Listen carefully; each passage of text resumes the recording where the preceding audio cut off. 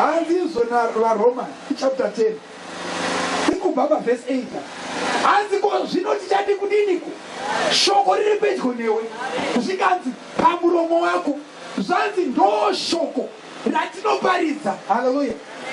Nokuti Jesu mwanakomana waMwari uyu wakamutswa kubva kuvakafa.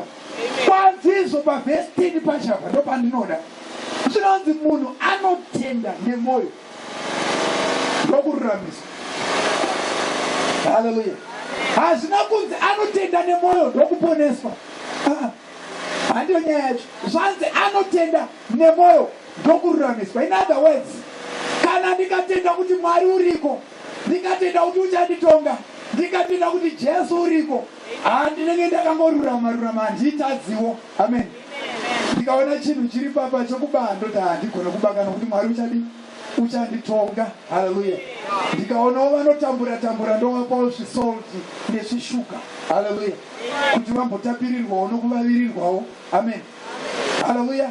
Asi hazvireva kuti ndakadii ndakaponeswa. Amen. Zvanzi munhu anotenda nemwoyo ndokururamiswa. Haleluya. Anenge ari holy achiita zvinhu zvakanaka asi ruponesa harupo. Haleluya. Zvozonzi paverse 10 iyoyo zvanzi anopupura nemuromo wake ndokuponeswa. Haleluya. Iwe zviri nyore mhani iwewe. Munoziva takadai so panapa tiri product yemashoko. Tese takabva pashoko. Amen. Handizivi kuti baba wako mai wako vainzani vari vakomana kana musikana pavakaenda kuna mai vako baba vako. Amen. Chero vakafa siwangaona baba chete. Vakaenda pana sisi vavo havana kusvika vanangotarisa tsoka.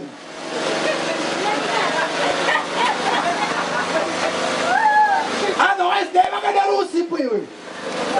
Haleluya.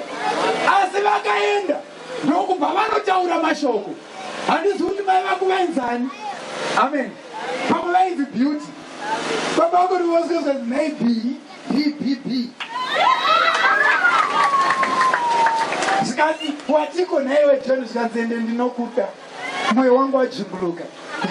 Zvikanzi watii, zvikanzi ko wanga uri kungopesa apa ine ndandakakubirira kani Joe. Ndokubva vadanana ndokubva papuriswa chinhu chinonzi mhuri ndopa wakadiwe ndopa wakabva. Haleluya.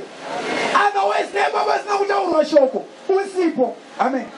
Ndo simba reshoko, ndo simba rekutaura. Wakambona vanhu vachida kurovana havangorovani ngosvika ndikuku vanenge vataura mashoko wanza kuti ndokurova, wanza kuti uchirovana vati imaiwa ndokukinga vati iwewe uchindikinga ini mandienda kukudhinga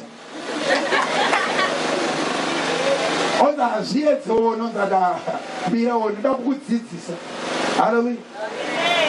Paunozoona vakukanana zvibhakera ningarati zvabva pamashoko. Haleluya.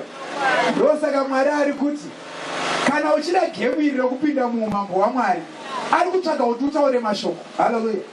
Ari kutsvaga kuti iwe ugone kutaura pachena kuti ini ndiri mutadzi. Haleluya.